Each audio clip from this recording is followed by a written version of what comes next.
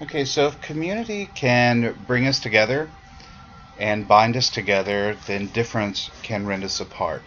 So we're going to look at one specific theory of Edward Said, and that is called Orientalism.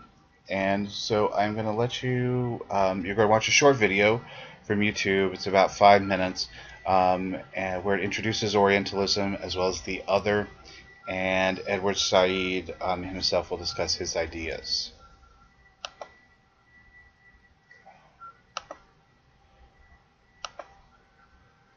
And it wasn't wanting to work earlier, so we will just go directly to YouTube and watch it.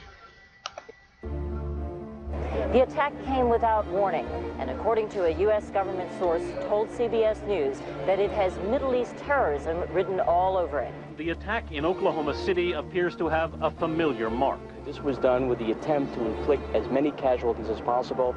That is a Middle Eastern trait. The fact that it was such a powerful bomb in Oklahoma City immediately drew investigators to consider deadly parallels that all have roots in the Middle East. ABC News has learned that the FBI has asked the U.S. military to provide up to 10 Arabic speakers to help in the investigation.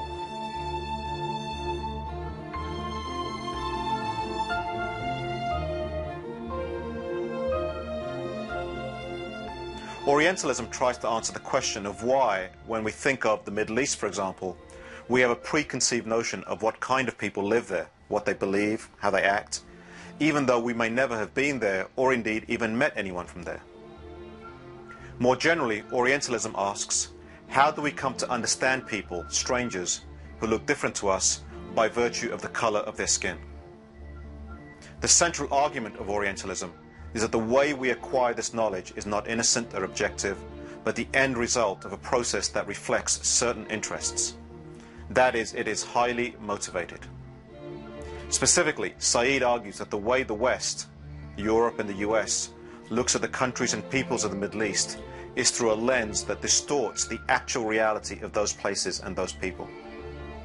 He calls this lens through which we view that part of the world Orientalism, a framework that we use to understand the unfamiliar and the strange, to make the peoples of the Middle East appear different and threatening. At the heart of how this new American Orientalism operates is the threatening and demonized figure of the Islamic terrorist that is emphasized by journalists and Hollywood. The so-called independent media in a liberal society like this, in effect, are so lazy and are controlled by interests that are commercial and political at the same time, that there is no investigative reporting. It's just basically repeating the line of the government. Only 8 days ago, I concluded a broadcast on the World Trade Center bombing by telling you what senior U.S. law enforcement officials were telling us, that the threat of Muslim extremists operating within the United States is an ongoing danger, something we'll have to live with from now on. And repeating the lines of the people who have the most influence, for whom Islam is a useful foreign demon to turn attention away from the inequities and problems in our own society. So, as a result, the human side of the Islamic and especially Arabic world are rarely to be found. And the net result is this vacancy on the one hand, and these easy, almost automatic images of terror and violence. The situation in the popular media is basically that Muslims are really two things. One, they're villains of one sort, villains and fanatics. I will dispatch the American people to the hell they deserve. And B, many films end up with huge numbers of bodies, Muslim bodies, strewn all over the place, the result of Arnold Schwarzenegger or Demi Moore, Chuck Norris.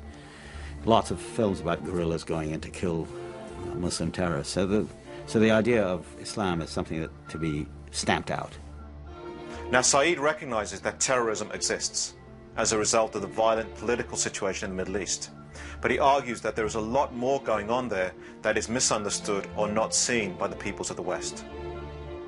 The result of the media's focus on one negative aspect alone means that all the peoples of the Islamic world come to be understood in the same negative and paranoid way.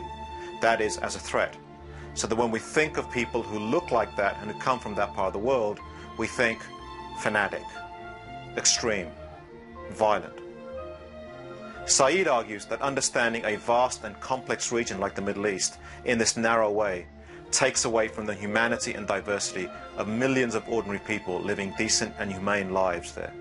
It's easy to attract attention, and certainly the media's attention, for some of the political reasons that are obvious. I mean, to discredit the Arabs, to make them seem like a threat to the West, to keep the idea around at the end of the Cold War that, you know, there are foreign devils. Otherwise, what are we doing with this gigantic military? And the result is it's very hard to find works that are sympathetic to the Arabs and Islam. Islam is seen as the enemy of Christianity, and the United States sees itself as a Christian or Judeo-Christian country in affiliation with Israel, and that Islam is the great enemy, the competitor. There's a history of that. The challenge now is the challenge. I wouldn't call it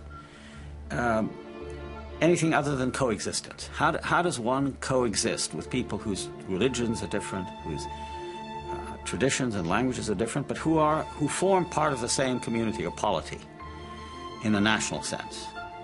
How do we accept difference without violence and hostility?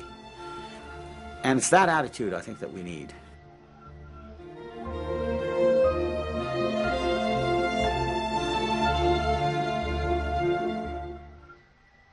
Okay, and so we'll be going back to the Prezi in the beginning of the next part